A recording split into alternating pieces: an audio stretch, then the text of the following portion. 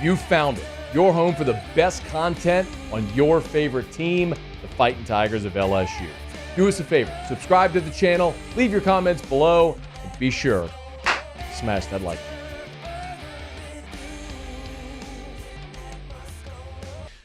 Michael Cobble sat down with Brian Kelly. Cobble, of course, WBRZ, our great news partners, and, of course, you can find us on WBTR if you're watching the show.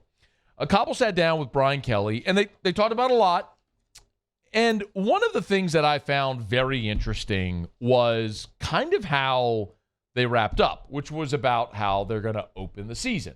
And LSU opens the season, of course, against Florida State, the game that's going to be a top 10 matchup. Here's what Brian Kelly had to say about the impending opener. I think we all know that Florida State's going to present a great challenge for us. We're going to present a great challenge for them. I think it's a great college football game to come out. But our season's not going to be defined on one win or one loss. We got a long way to go after that. But it's a great opener. It's great for college football. And it'll be a great test for us coming out of the gates. I don't think we win or lose our season in game one, but it'll be a great way for us to really skyrocket if we come out of that with a great victory against probably it's going to be a top 10 team. It is a great game. It is great for college football. It is going to be a great test for both teams. Where I will disagree with Brian Kelly is your season kind of does hang on that game. Because if you lose that game, you have no margin for error. You all know the fact. There has never been a two-loss team that has made the college football playoff. So LSU flirted with it last year. Had LSU beaten Texas A&M, they would have gone to the SEC championship and played Georgia essentially for a right to win the SEC, beat Georgia, and be a two-loss team that was going to make the playoff. They were primed for it. Now, they lost to A&M and they lost to Georgia, so it didn't matter. But you are not going to make the playoff as a two-loss team. If this were 2024, I'd be far less concerned. LSU is going to open up in Las Vegas in 2024 against USC. And if you lose that game, all isn't lost. That's going to be a great game for college football. That's going to be a marquee atmosphere in Allegiant Stadium. It's going to be awesome. But you got a 12-team playoff. You lose that game, you can come back from it. You can go 10-2 and not win the West and make a 12-team playoff, which I'm very much for. Like your season shouldn't end week one because you decided to schedule a tough game. Essentially, that whole mindset disincentivizes scheduling good games. So the whole, every week's a playoff, it's stupid. No, it's not. It doesn't allow for teams to improve throughout the year, which look at LSU last year. How much better were they by the end of the season than they were week one against Florida State? So point is, I kind of disagree with Brian Kelly. The big difference year to year is that last year, nobody went into that game. Nobody went into that game against Florida State thinking LSU is going to be playing in Atlanta for the SEC championship with a shot to go to the college football playoff. Everyone was thinking, man, back-to-back 500 seasons under Ed Ogeron, let's just see some progress. Can you get to 8-4 this year? Maybe you get to 9-3, would be an awesome season, whatever. Like that was where many were thinking, right? I mean, I told you I thought the ceiling was 9-3, which is ultimately what they hit in the regular season. But it's just very different because 9-3 this year would feel like a failure. Could we all agree on that? Like you're going into this season with a fifth-year quarterback, a ton back. You went to the SEC championship game a year ago, and now you're thinking, okay, build upon that. And 9-3 would feel like a failure. You lose out the chute, that has a drastically different effect if LSU were to lose to Florida State this year than it did a year ago, because we kind of all knew there was going to be a process of a rebuild. But you exceeded so many expectations a year ago, and the standard has been set even higher now that, you've got to go win that opener, because if you don't, you've left yourself no margin for error. You cannot lose again and get to the playoff. The biggest difference year to year, my opinion, is depth. That's the biggest difference. Look, last year, Mason Smith got hurt in that opener against Florida State. LSU rotated 3 defensive linemen. They just didn't have great depth. They certainly didn't have depth on the offensive line. They didn't have great depth at running back. There were spots where they did. They were certainly deep and talented at receiver.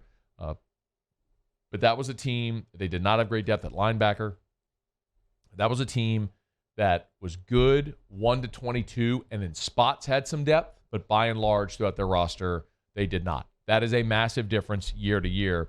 And Brian Kelly even talked about going through this spring with that many injuries, Like, that's going to be a net positive for this team. You become a better football team, one that we didn't have last year, and that is depth. We had to play a lot of snaps with guys that we would have loved to been able to get some time off, so we would have been better maybe in certain areas later in the year. So this will obviously provide us better depth and the kind of what we figure to be longer play out of our frontline guys in November. I could not agree more. Obviously, you go into this season more settled on the offensive line. I'll remind you that Garrett Dellinger started the opener at center. The first offensive possession of the season, Jaden Daniels scrambled for 25 yards, threw a deep ball. Kayshon Boutte looked like he got interfered with in the end zone, couldn't come down with the ball. But Dick, you were right at the goal line, and you fumbled a snap. There was an errant shotgun snap, which killed your, and you missed a field goal or had it blocked. It was you killed your opening drive. Like, that was how you started the season. Well, that's settled now. You know who your first five are on the offensive line. You know who all your starters are going to be, and you have great depth at defensive tackle, at linebacker. Just a drastically different feel to start the season.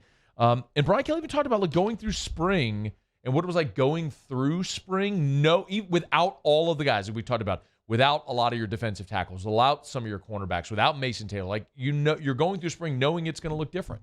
Well, I think you got to go in with the right mindset. First of all, those guys aren't part of it. You can't think about it. You just kind of move on with the guys that you have and developing the players that, in fact, that are out there. That's your job. That's what you're responsible for, is player development. And so, we were able to get the guys that were out there the appropriate work necessary for them to get better. And I think we can say from the start of spring practice to the end of spring practice, those that were part of what we did certainly got better. Then you can start adding, all right, what happens when you get Mason Smith back? What happens, when you get Mekhi Wingo back? And that's, that's where you get excited, right? It's the net benefit of spring. The net benefit of spring, starters do not need spring football. They don't. Mason Smith does not need spring. Mekhi Wingo does not need spring. Jaden Daniels doesn't need spring. The guys who needed spring, your newcomers, and guys who are going to be first-time starters or are competing for starting jobs. It gave them an opportunity to get their feet wet, to get sort of integrated within the team, within the starting culture, and then to have a shot to go win a job in fall camp. That's what spring. That is the benefit of spring football. And LSU this year is just light years ahead of where they were, and the cavalry's coming as well in the fall, which is exciting. You should be excited. We're at the beginning of May.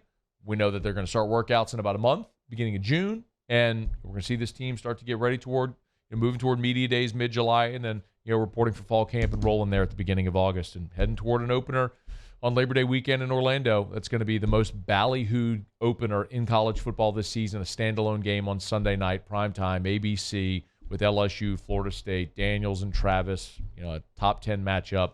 And LSU is going to be center stage week 1 with a lot on the line. We're looking forward to it. Hey, thanks so much for watching.